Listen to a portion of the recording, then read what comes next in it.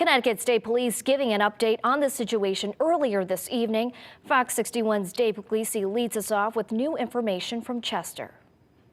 Neighbors say they heard screaming and yelling coming from this home Sunday morning. When they came outside, they did not expect to see the flames shooting out of the home.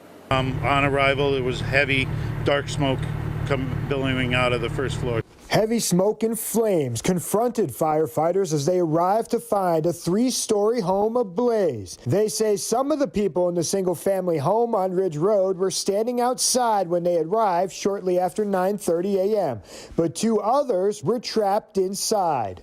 One of the occupants outside attempted to get back inside to rescue both of those individuals, but was unsuccessful.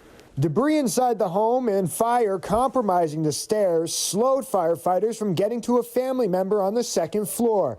That person jumped from a window to safety, suffering minor injuries. The other person, 76-year-old Joan Carini, was found on the first floor by rescuers. She was taken to the hospital for injuries, but she could not be saved. It's difficult for her to get around.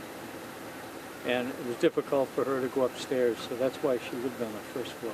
A Ken dog trapped inside the home also didn't make it out, but a few other family pets were rescued. Two of the family members were treated for injuries related to burns and smoke inhalation. Crews spent some time knocking down hot spots due to the amount of objects inside the home. The Connecticut State Police Fire and Explosion Investigation Unit is assisting in the investigation. Until we get in there and actually kind of dismantle some of the debris, we just don't know exactly where that fire started at this point. Blue Cross is assisting everyone who lived inside the home.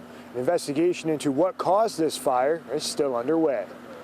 In Chester, Dave Puglisi, Fox 61 News. Dave, thank you. It's been